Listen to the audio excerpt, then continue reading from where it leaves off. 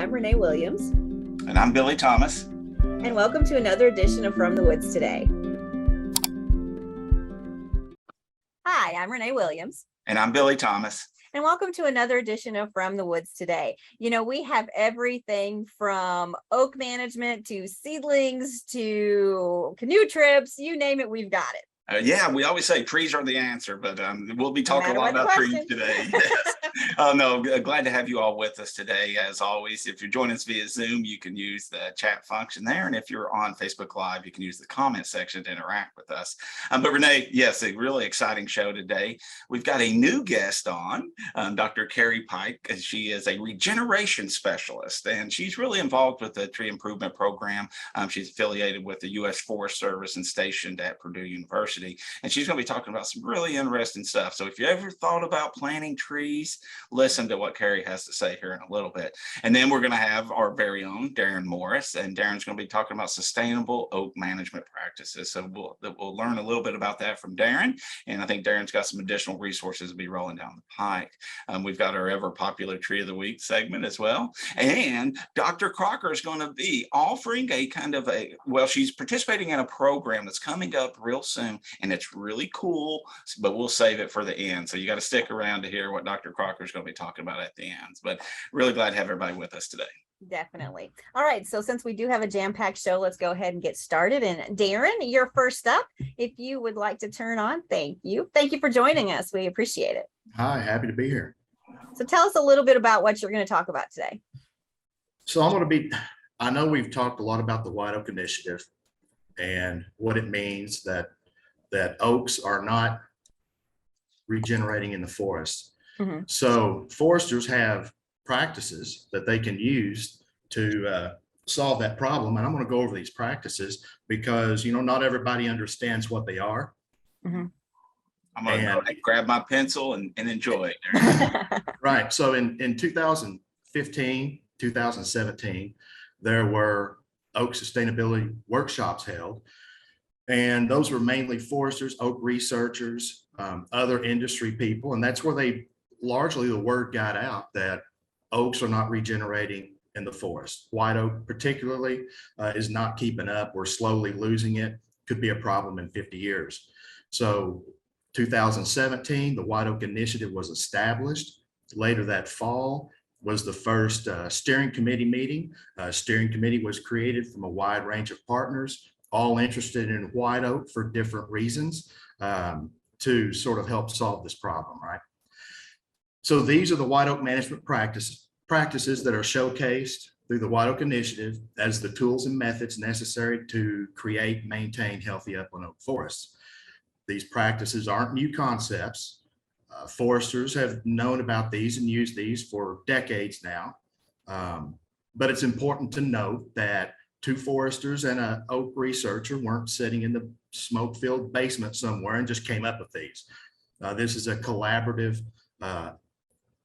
result of researchers, foresters with universities and U.S. Forest Service throughout the range of white oak who came together to first come up with what are the oak practices. There happened to be 10, but there could have been 7 or 13, whatever. So what are the oak practices that we need in order to completely manage all forest types and conditions in our upland oak forest to benefit white oak and other upland oaks? And this is the list of them. Afforestation is obviously tree planting, right? Open fields, former cattle pasture, small crop fields, maybe the corners where it's not worth it to go, put a crop in. So these are places where trees are planted. These two practices, underplanting and enhancement planting, and scarification, these are practices for if you have a forest that is soon to be harvested and there are no oaks in the understory. You have no oak regeneration. There's no oak seedlings there. You've got to get them there. These 4 practices enhance those oaks. They grow those oaks to recruit them to the next size. Crop tree release, more with the larger size trees, poles, small saw timber, that sort of thing. And we have also 3 harvesting methods associated with the White Oak Initiative that can take a forest that's healthy or unhealthy, and through the process of harvesting, get that forest back into shape, get oak regeneration there, create chest size oak regeneration, which is called advanced regeneration, and start the process of new healthy forest. This graph is key to oak management. This shows the approximation of shade tolerance of upland oaks from least to most tolerant. Notice on the left is full sun. That means there are no trees. So very few trees, the sun is hitting the forest floor. And what do you have there? Yellow poplar. That's where yellow poplar is happy. It's a fast growing tree. It throws seed everywhere. And it's also a sun loving tree. It can't grow well in the shade at all. On the far right, you have deep shade. There's deep shade because the tree canopies, as you can see, are close together. So under those tree canopies, what do you often find? American beech, sugar maple. Those are shade tolerant trees. They're happy there. They can sit there and grow in the understory just fine. And when you get an opening in the overstory, they take off and they dominate. But right there next to them, it's a good thing, it's white oak. And that's key in management, because white oak and other upland oaks, they need just enough sunlight, not too much, not too little, but just enough to where they can grow and compete with other fast growing trees. Chinkapin oak is over to the left, so this is not an exact show of tolerance. Trees are variable. You have different situations, different conditions, different areas throughout the white oak range. Chinkapin oak does have shade tolerance, a fair amount of it early on as seedlings, but it loses it. Chinkapin oak will lose shade tolerance and become more intolerant later. So that's why it's not as far over as some might expect. So there's differences going on here. The main point is oaks like partial shade. That's where they can compete better. And that's how we sort of tackle the situation with oak management. So going back to afforestation, trees planted in open fields or other non-forested areas, usually planted in rows, spaced somewhere between 6 and 12 feet apart. The same for the trees within the rows, 6 to 12 feet apart. Give you an idea, if you had a tree planting, you spaced it 10 by 10, roughly 435 trees per acre. It's important to make sure that you match the species to the soil and the site conditions. You can't grow northern red oak everywhere. It's got to match the soil and site. And it's also a good idea to put in a cover crop, just some kind of grass or winter wheat, something that helps control vegetation. And then also mowing in between the rows helps control vegetation. And it also allows for you to have access to whatever's going on. If you need to, maintain your trees, if you have insect disease problems, whatever, those maintained rows help with access. And this is a tree planting job. Tractors pulling a setter similar to a large tobacco setter. The one closest to us has 2 riders. They alternate dropping trees in. It's got a spacer that it's helping them space out whatever width the row is. And they are planting a lot of trees. And that's a winter wheat cover crop. This is a tree planting 22 years old. You can still somewhat see the rows. The rows will disappear over time as trees get out competed. So that's not going to last forever. And this particular one is in need of one of the practices, which we'll talk about here in a little bit. Underplanting and enhancement planting. That's the planting of tree seedlings, sometimes throwing acorns in an existing forest to establish oak regeneration.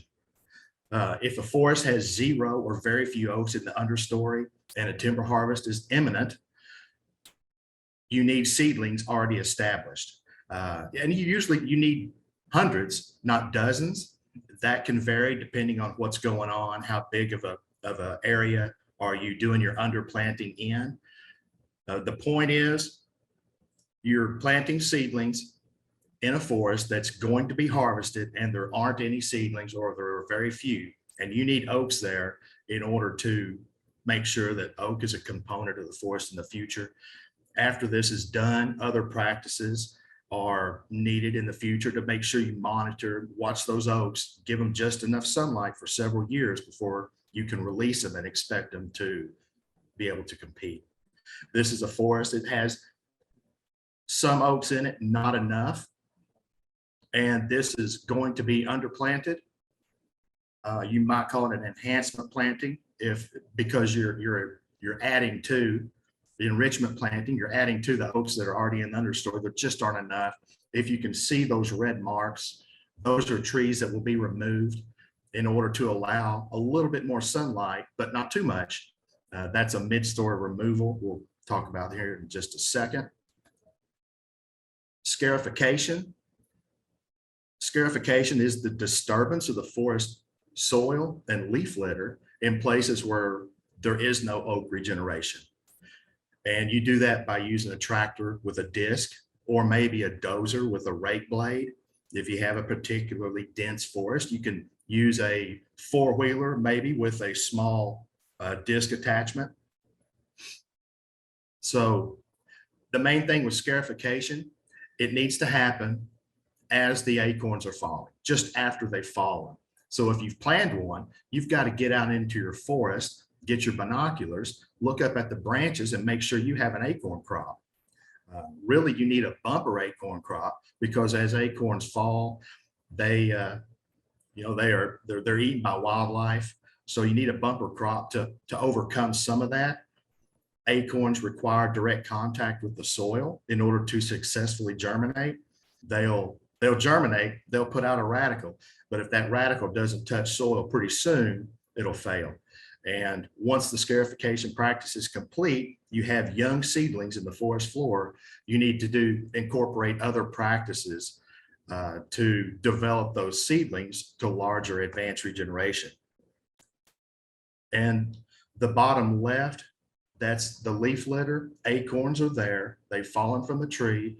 And we take the dozer with the rake blade and just go all over, scratching around, digging up, the top 2 or 3 inches of soil, mixing that with the leaf litter and causing ground contact, soil contact with the acorns. Also helps with predation from wildlife. You get those things buried a little bit better.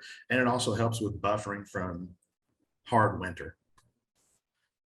This is the mid-story removal practice that I mentioned earlier. It is the removal of trees that are present below the upper canopy of the forest. So that's the intermediate. That's the trees that are in the middle.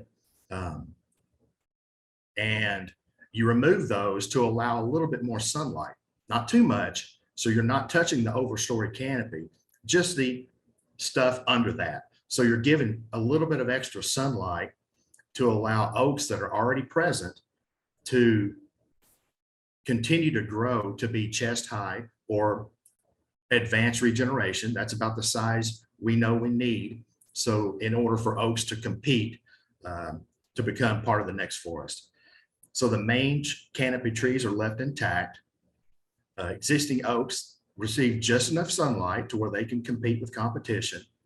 Existing oak seedlings and saplings, as I mentioned, are required prior to implementation of this practice. You've got to have them there before you can do it.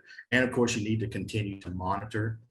This is a mid-story removal practice. You see there's all kinds of oak in the understory. It's just too small. It's a foot, foot and a half. They are a foot, foot and a half tall. They need to be 4 feet or taller. You can see what it looked like in the back of the picture prior to the mid-story removal. Clearly too dense for these trees to ever get enough sunlight to make it. You get all that stuff out of the way.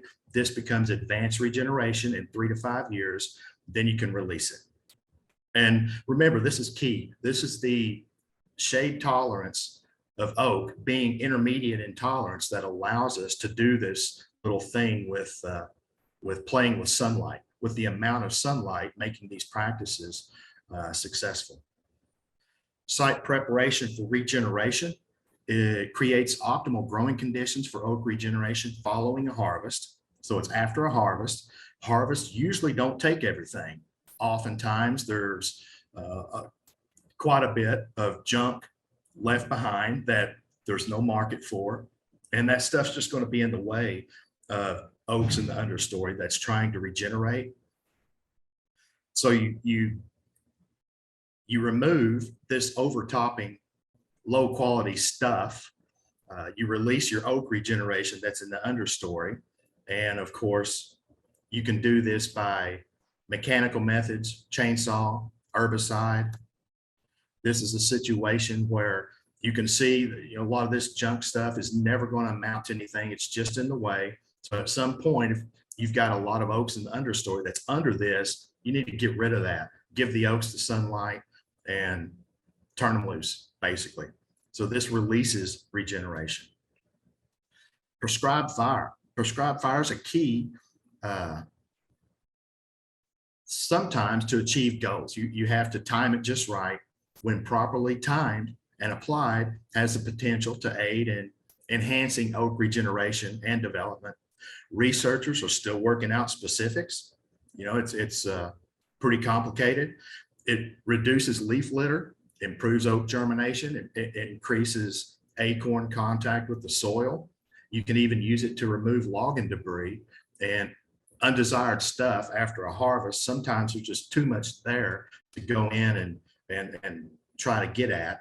Here's a top left is a fire that's backing through a forest. The bottom right picture, the left side was burned, the right side was not, just to kind of show the difference in vegetation. This is early spring, really prior to leaf out. So you've got a lot of much better acorn contact and hopefully germination with this area that's been burned. This is an area that I would consider burning in the wintertime with the right conditions. If you can do a fairly cool burn with it. There's a lot of stuff here. Who knows what's going on in there? Are there oaks? You can't get in there and find out. So sometimes fire is used just to clean the area up after a harvest, just so you can get in there and continue to do management, figure out what kind of management you need to do. Crop tree release, that is when you find a good crop tree that you like, that's pole size to medium saw timber size, you release the crown of that tree on at least 3 sides. Forests become dense, the crowns start to touch, they can no longer expand.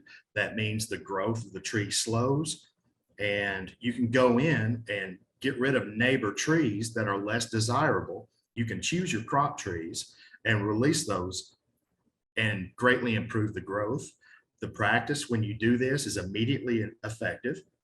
You get new crown space, which means crown development and faster diameter growth. And you can also focus attention and funds on specific desired trees. You don't have to do everything to the forest. You can just focus on these, these particular trees that you call crop trees that you like. The 3 trees that form a triangle in the front of the picture are crop trees. They're oaks. They were planted, and it's time that they're too big. So the crowns are touching. We've got to go in there, and in this situation, pick a crop tree about every 20 feet. Here are the crowns of those same 3 trees. As you can see, they're intertwined. They've grown together. There's no more expansion. Mother Nature will solve the problem, but it'll take 3 decades. We can do it in a couple of weekends with a crop tree release practice. We can pick the trees that we want to make sure succeed, that are good form. This is the first of the harvesting, one of the 3 harvesting methods. This is group openings, gap harvest, sometimes it's called. And a group opening is a harvest method that creates a gap at least 150 feet across. So within 150 feet, not necessarily a circle, you cut all the trees in there, then you skip an area and do it again. These are gaps. This 150-foot gap, as research has shown, is optimal for oak regeneration. It lets in just enough sunlight where oaks are happy. The 150 feet gap is too small for sun-loving competition. You'll get some yellow poplars that grow in the center of that, where the sun is the most. However, not enough to where oaks can't compete. The forested edges around the gaps are also improved because of the lateral sunlight that makes it through the forest, improves oak regeneration. And as with any other of these practices, you need to monitor it, and probably will get some more management that needs to be implemented. So here's a group opening before harvest. This is the forest before the harvest. This is the forest after the harvest. So we've created gaps that are 150 feet wide.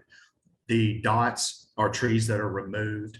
The black dots are high quality trees. The red dots are low quality trees. That doesn't matter in this situation. I just wanted to show you, about, what the harvest looked like, kind of what was removed here and what this means. So in these gaps, as in with harvest, we don't always get everything removed from the forest. So not all the trees will be removed from some of these gaps. May need to go in and do maybe a site prep for regeneration after the harvest is done.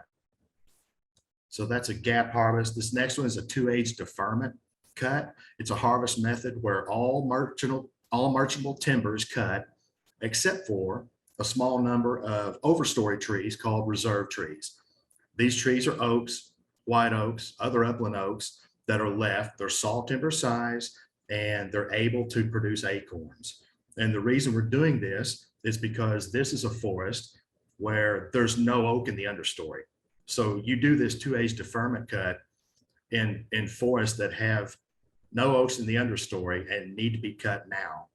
So in order to lifeline the oaks into the future forest, we have left 10 to 15 oaks per acre, which will act as reserve trees and continue to produce acorns, continue to produce seedlings. This will now be a 2-age forest, and we can come in and do management work with these seedlings, make sure that they become advanced regeneration and are released properly, and they will become part of the next forest, which will be a 2-age forest. This is prior to the harvest. We're going to cut a lot more out of this deferment cut because we want to leave 10 to 15 trees per acre that produce acorns. So these oaks are lifeboating oak within this forest to the future. Shelterwood Establishment Cut is the last one. That's a harvest method designed to remove approximately half of the overstory trees. The other half of the overstory trees are left to provide 50% shade, shelter. So those are going to shelter the oaks in the understory. Advanced regeneration is required prior to the first cut. So that means if you don't have advanced regeneration, you've got to get it there. As part of the Shelterwood harvest, you may need to go in and do an underplanting or a scarification, get the oaks there, develop them to advanced regeneration. Then you can install this Shelterwood harvest. Once the first cut is done, the second cut, years later, will come in and remove the remaining trees. So this is a 2-cut process. And it's very common to need other practices associated with Shelterwood Establishment Cut. It's usually a series of management implementations prior to the harvest, after the harvest. So we're not creating gaps. We're just cutting roughly half the trees out. So a successful Shelterwood practice requires the presence of robust oak seedlings, advanced regeneration prior to that first cut. And then remember, 10 to 15 years later, once these oaks have been established, maybe less, but you've got to come back in, you've got to remove the rest. That's key in the Shelterwood harvest. So those are the practices, the 10 practices with White Oak Initiative that foresters commonly do for oak management. And are there any questions? That was really good. I mean, that's a lot of information, Darren. Yeah. Is there anything that kind of wraps this up in a nutshell, so to speak, for landowners? So for landowners, these practices will be, the technical guidelines are released to foresters. Foresters will use them, they'll be trained on them. They're already using them, and have been for decades. Mhm. However, we are putting out a version called Landowners for Oaks that will be released probably in a couple of weeks that includes these. So these publications explain these practices so that people who aren't foresters can understand what's going on. So yeah, that will be available. We'll probably link that. It'll be on White Oak Initiative Facebook, which you can find on whiteoakinitiative.org in a couple, 3 weeks. All right, sounds great. Really good job, Darren. Appreciate you very much. And it looked like there was a question about coppicing, how important that was. And it is important because we know if you have oaks there, fire does some of that, but they grow crooked for whatever reason. If they're 6 or 8 inches in diameter and you have a harvest, really it's a good idea to knock that stuff around as you harvest so that those can sprout, because the reason we have so many of our oak forests here is because of sprouting. Sprouting is incorporated within these practices. So we had another question that someone walks around and plants acorns with a bush knife and wanted to know if 1 inch is about a proper depth. So we got a new Johnny Oak seed then? Exactly. Awesome. Right. Keep up the great work. Yeah. Right. So in a forest situation, the acorn just wants to land on top of the soil with leaf litter covering it. 1 inch is fine. That's about right. Sunlight's the key. As I've mentioned 90 times, not too much, not too, especially if you're in a forest situation. Okay. They say they plant buckeyes as well. All right. Yeah, there's room for all of them out there for sure. Absolutely. Definitely. Yeah. All right. Well, Darren, thank you so much. That was a wonderful presentation. Really kind of broke it down for everybody. It was, and it's exciting to see some of the progress that's happening with the White Oak Initiative. It really is. And yeah, good job. Good job. Thank you. All right. So moving on to our ever popular tree of the week. Right. Yeah. This week we've got a tree that has been flowering recently and is in progress, depending on where you're at. But it's a beautiful tree and it's an important tree. It's one of our early pioneer trees. They'll come in and take over a site at the beginning, especially like if it needs a lot of sunlight. Darren was talking about that shade tolerance. So this is one that really likes the sunlight. So we've got the Black Locust. And so big thanks to Laurie for putting this together for us. And Renee, I guess I'll go ahead and get her rolling. That'll be great. Hi, I'm Laurie Thomas with the University of Kentucky Department of Forestry and Natural Resources, and I'm here with the tree of the week, the Black Locust, Robinia pseudoacacia. Sometimes called yellow locust, post locust, and even false acacia. It grows naturally on a wide range of sites, but does best on rich, moist limestone soils. It is a medium-sized tree, generally 40 to 60 feet tall, and can grow to 12 to 30 inches in diameter. In general, black locust trees are fast-growing but short-lived, living up to maybe 90 years. Black locust is very sensitive to competition and is classified as very shade intolerant. Black locust is native to the United States, though the extent of its original range is not accurately known. It is thought that black locust was originally found in 2 regions. The eastern region centered in the Appalachian Mountains, and the western region included the Ozark Plateau of southern Missouri, northern Arkansas, and northeastern Oklahoma. It is thought that there were outlying native populations that existed in southern Indiana, Illinois, Kentucky, Alabama, and Georgia. It has escaped cultivation and become naturalized throughout eastern North America and parts of the West. The showy, fragrant, whitish pea-like flowers, which do smell wonderful, are borne in 5-inch drooping racemes and appear after the leaves emerge sometime between May or June. The flowers are perfect and originate in the axils of the current year leaves and are pollinated by insects, primarily bees, and hummingbirds have been known to visit the flowers. Black locust flowers are used in honey production. The leaves are deciduous, alternately arranged on the stem, as you can see in the photo. It's got the strong yellow circle, and they are pinnately compound. And you'll see that there is one leaf that is circled with orange that shows you a pinnately compound leaf. Each leaf is between 8 and 14 inches long with 7 to 19 leaflets. The leaflets are oval with smooth entire margins. The fall color is typically greenish to yellow and not typically very showy. The leaves tend to drop early.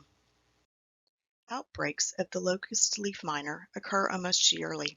Black locust trees throughout an entire region are often defoliated, and during years of low rainfall, many trees are killed. You might have noticed these brown trees as you drive along highways and interstates. The fruit is a flattened oblong legume pod, typically 2 to 4 inches long, that ripens during September and October. The pod contains between 4 and 8 small kidney-shaped smooth seeds. The fruit opens on the tree and the seeds are dispersed from September to April. Black locust begins seed production around the age of 6, with best production between 15 and 40 years. Trees typically have good seed crops at 1 to 2 year intervals. Its seeds are rated low as wildlife food, but are used to limited extent by northern bobwhite, other game birds, and squirrels.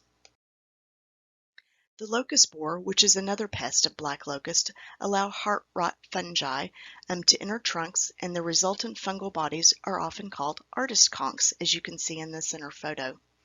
Because older trees are usually infected with heart rot, woodpeckers often construct cavities in them. Nest cavities of the downy woodpecker, hairy woodpecker, and common flicker have been found in black locust.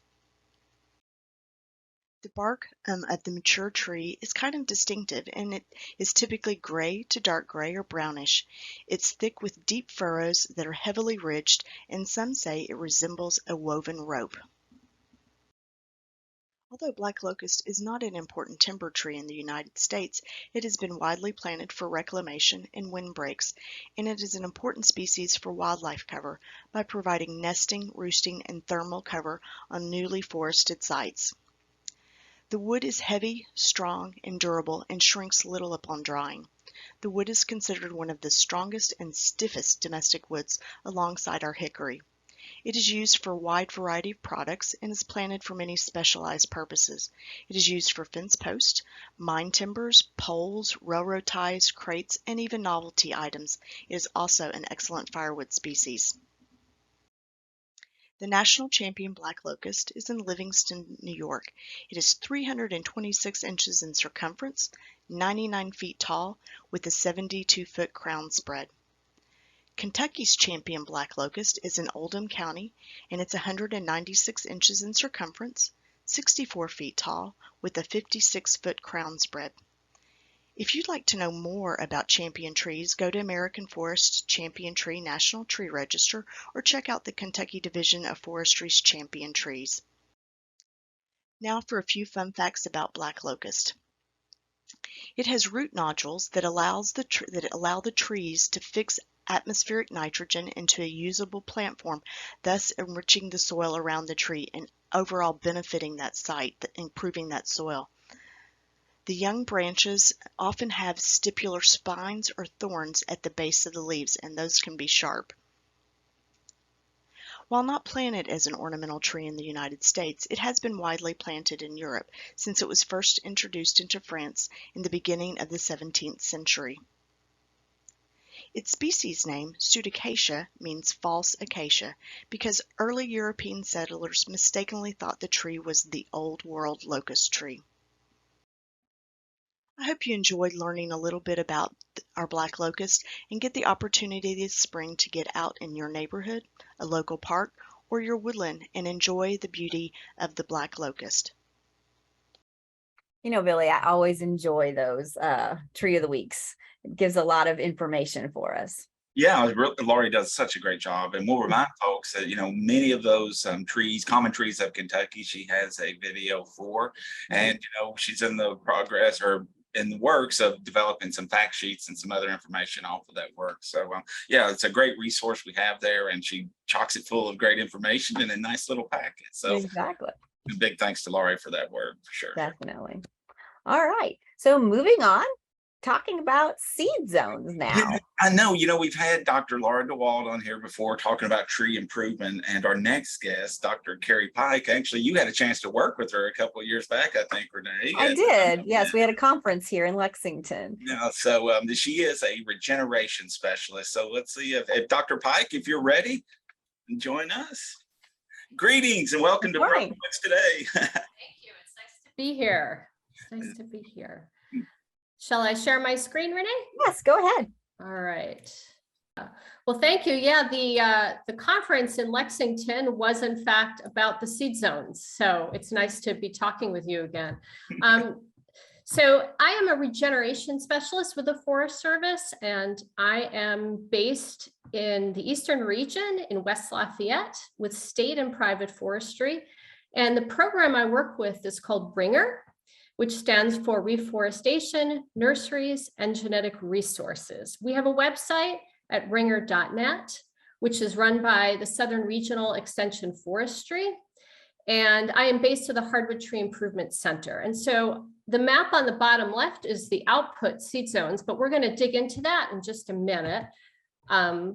First, I want to give you an introduction to the National RNGR team. This is the team I work with, and so most of us are remote. So I cover the Eastern region. My colleague, Lindsay Colgrove, is a nursery specialist in the South. We also have a seed lab called the National Seed Lab, and Vic Vankis is the director, and Vic is based in Macon, Georgia. We also have the Intertribal Nursery Council, and Jeremy Pinto, who's shown there on the left side of the screen, he is in charge of that. And so Jeremy works with all the tribal nurseries across the US that do reforestation or any kind of native plant growth.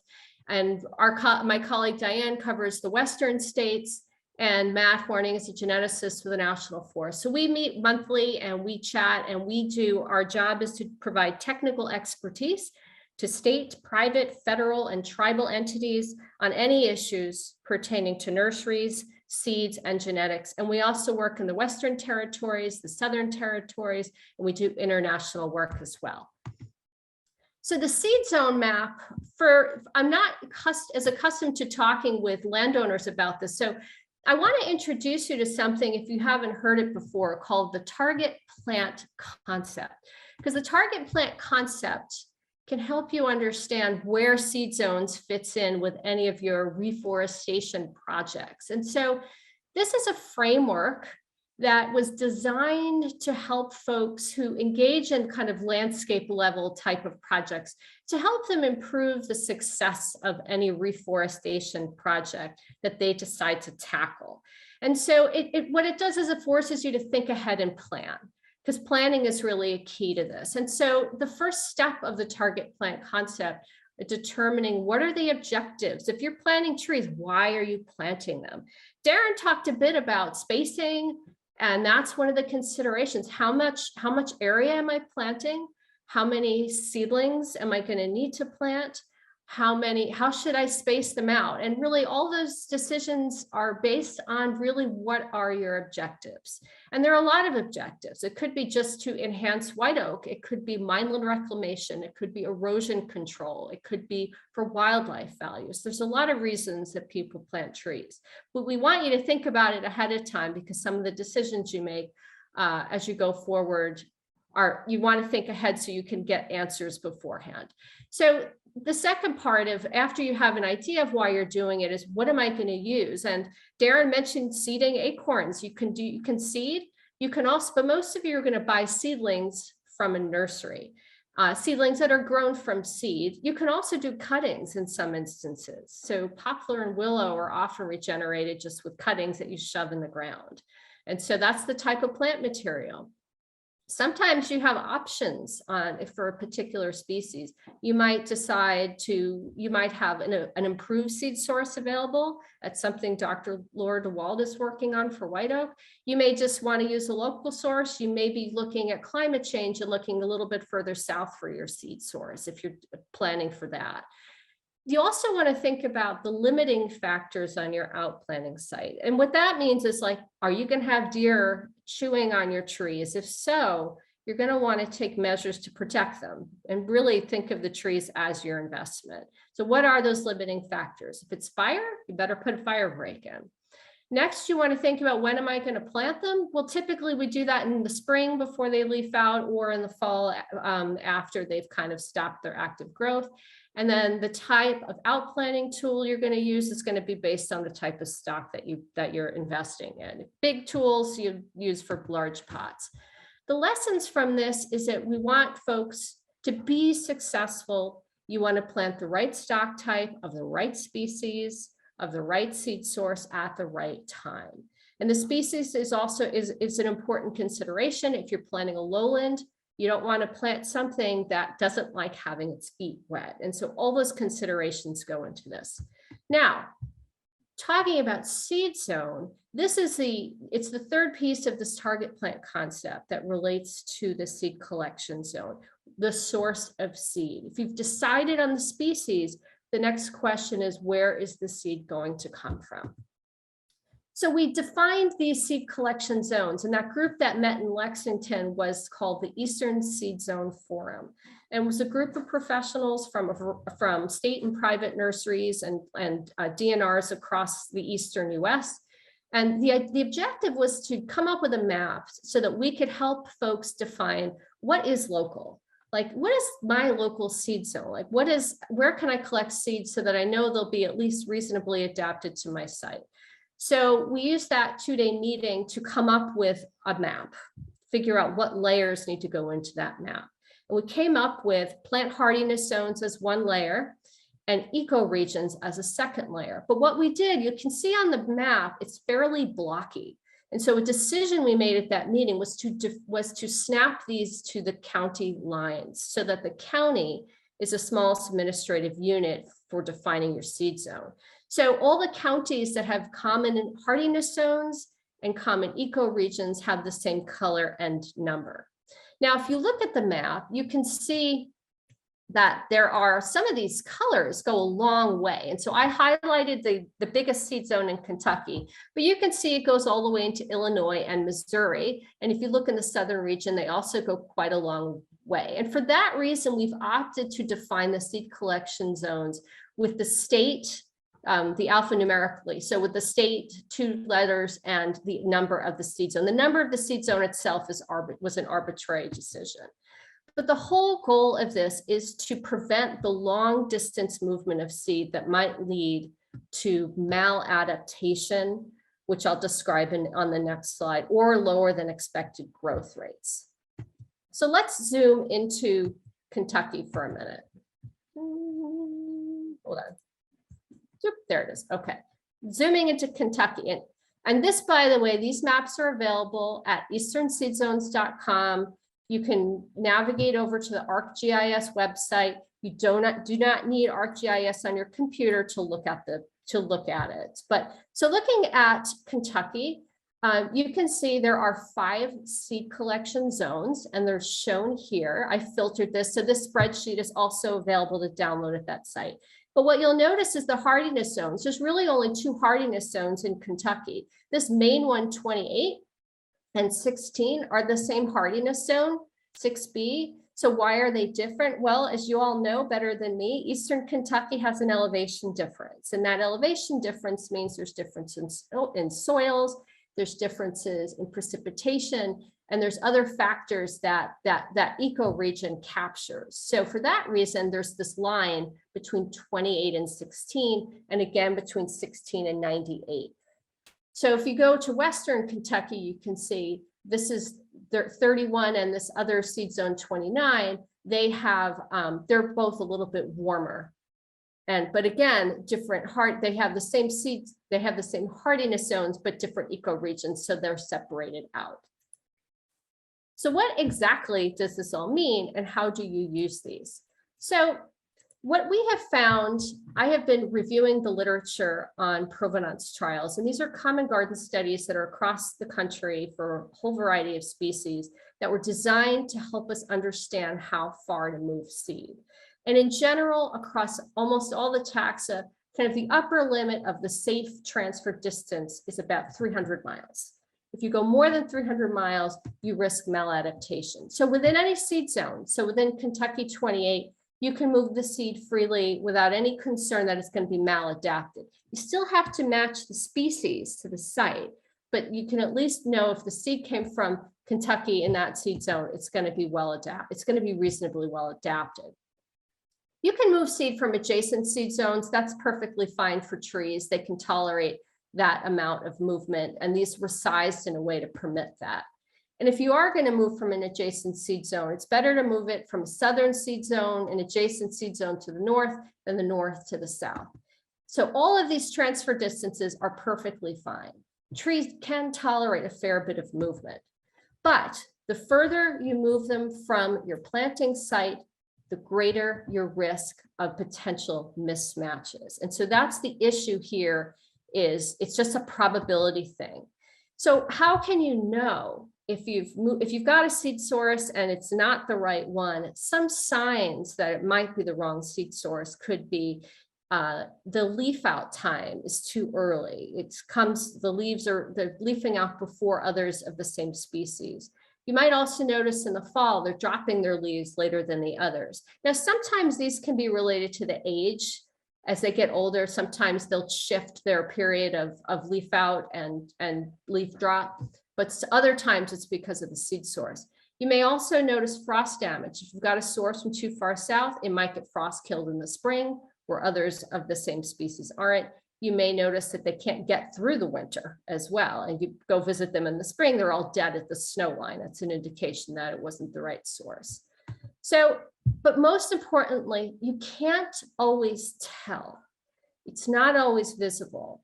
And the problem can be if your objective is to grow timber and in 50 years you want a barrel tree and you got the wrong seed source, you're not going to get there. Okay, because it can take, if it's the wrong seed source and it's a slower grower, you won't meet your long targets. So what can you do? I would recommend, if you are investing in a tree planting project and there's a lot of trees involved and you have a large investment, you want to talk to your nursery about where the seedlings are coming from. Have that conversation before you buy and have it in advance of the planting. Sometimes the nursery won't know the seed origin. And that just happens. Nurseries aren't accustomed to tracking it. So should you buy them if the seed source isn't known? Well, it depends. Depending on the scope of your project and your willingness to accept risk. If it's a really big project with a lot of seedlings and it's a big investment, you've got to prep the site, you're protecting it from deer, you may want to talk to your nursery 1 to 2 years in advance. Tell them what you're planning to get, tell them what you need, and perhaps they can customize and make sure they've got seed from the right location for you to plant. Again, the more risk you take, you may not want to take risks on large plantings with large investments. Most importantly, you want your trees, survival is great, but that may not be enough. You also want them to thrive. You want them to grow well, to meet any timber targets that you've set, to get the height and diameter growth that you would expect. And lastly, a lot of the trees we're planting are going to become part of nature, and you want them to live to reproduce. If it's the wrong seed source, if they flower too early, they may not reliably produce the seed that you want them to. So wanting your trees to survive is good, but you really want them to thrive. And the best way to do that is to ensure that you've got seed from your local seed zone or within a 300-mile distance is really about the optimal, as far as you can go without taking too many heavy risks. So that's all I've got. I've left the ringer.net and I Love Baby Trees icon up there. We have a lot of nursery manuals. And again, you can visit the easternseedzones.com, or you can talk to your extension folks and they know how to find me and we can get you more information if you need it. So basically, if I find an acorn in Florida, I shouldn't try to plant it in my backyard. Yeah, that's probably not great practice. Yeah. Dr. Pike, we get that a lot though, right? People are always asking, they go on vacation, they see a plant or something and they want to relocate it. So yeah. So I know with Darren talking about the White Oak Initiative and different things you could do, I was wondering, are there any improved white oak available? So there are not right now. And so tree improvement, which is a practice for your listeners, is a practice where we try to select and breed specific types that will grow bigger, faster, taller sooner. And that's mainly, so for the southern pines like loblolly pine, some short leaf and long leaf pine in the south, yes, there are improved sources. With white oak, one of the objectives of the White Oak Initiative and the Tree Improvement Program is to develop an improved seed source for Kentucky, but it takes a while. And so we're in the early stages of it. And that is what Laura has been leading. And so we will get some eventually. And usually when improved seed is available, it costs a little bit more because there's a program to support it. But right now we don't have any, but expect that there will be some in the future. So is it not good to go to these big box stores and buy our trees then, if you want one just for your backyard? Well, if you just want a tree for your backyard, it's a great place to go because it's close, but they're really not at a price point for planting a lot of them. Mm-hmm. You know, those trees in buckets are, you know, they may be $10, $20 a piece. If you're planting 100 of them, you're going to spend a lot of money in your trees. Right. And so they're not really priced for the kind of mass plantings that may be your objective. And also if you're planting, you know, something that's going to become a forest, there's no telling where their seed came from. So they're great for urban plantings, you know, if you don't have a lot invested in it, or if it's a cultivar, it works great. But if you're planting something out in the back 40 and it's going to be a bourbon barrel or some other type of timber resource for the future, probably not the right stock types.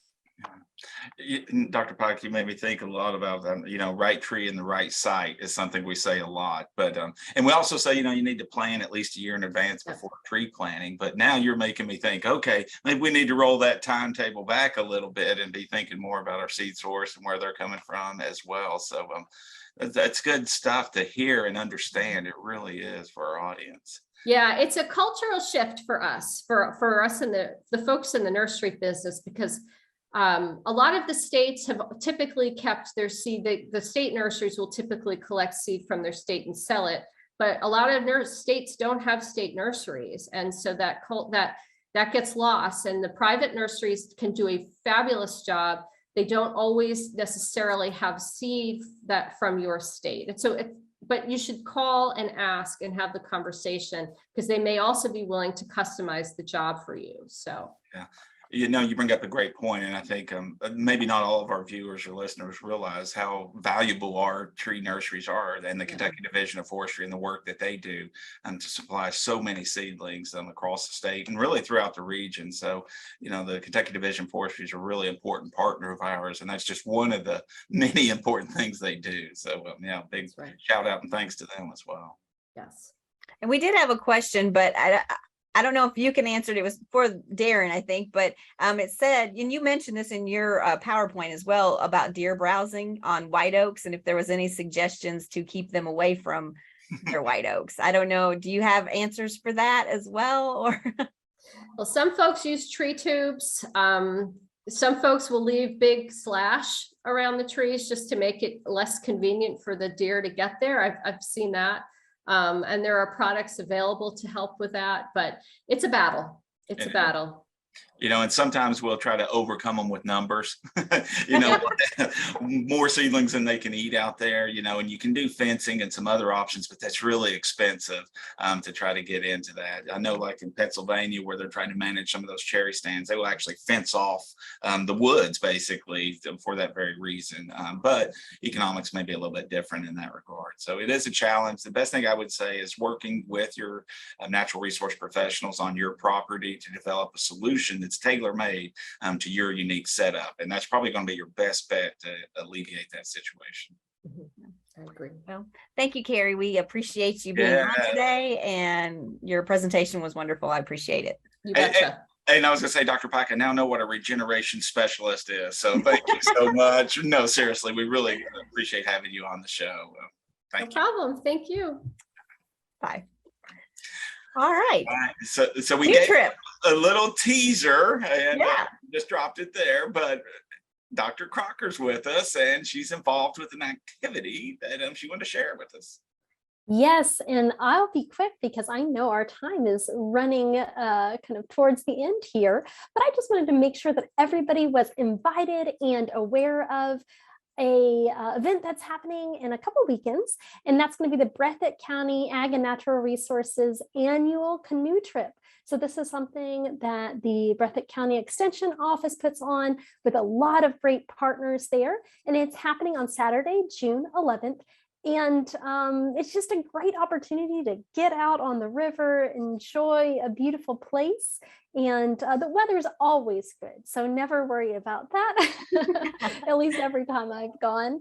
And I'll be there with Kentucky Forest Health, answering any questions that you might have. And we're going to talk a little bit about fungi.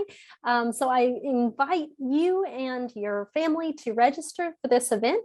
I'll put a link in the chat as well, or you can reach out directly to the Breathitt County Extension Office to learn more. Yeah. Wonderful. Yeah, Dr. Crocker, thanks for sharing that. I had the pleasure to be on that trip a few years ago, earlier in my career, and it is amazing. Not only you get to see some great stuff, but you're around a lot of neat people, and it's a really kind of safe way to get on the river and enjoy that, you know, with a lot of kind of expertise around you. So definitely, if you go on this float, you'll meet all sorts of different people who've got expertise for whatever your issues are. And it's just a really fun day and an event that they've been putting on for many years. So you can come and be part of that annual tradition there. Yeah. Wonderful. Check it out. All right. No, All thank you, Dr. Thank Crocker. you, Dr. Crocker. Thanks, and hope to see some of you on the river. Yes, indeed. All right.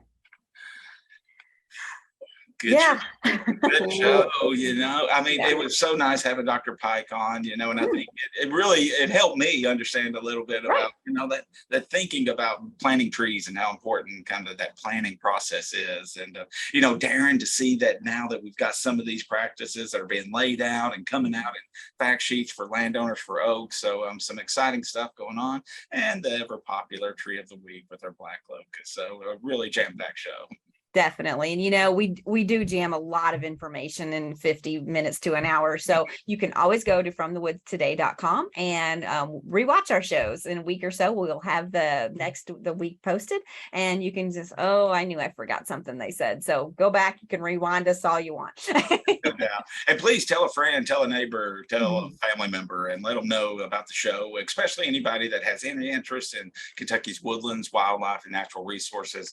We're trying to address those topics and connect people to the resources that are available to help them be good stewards of our properties. Right. You know, and speaking of that, if you go to fromthewoodstoday.com, you can actually suggest a show topic if you'd like. No doubt. We've had a number of guests or people submit things that have ended up on the show. So maybe you've seen something cool in your woods. You can also upload a picture or something like that and let us know.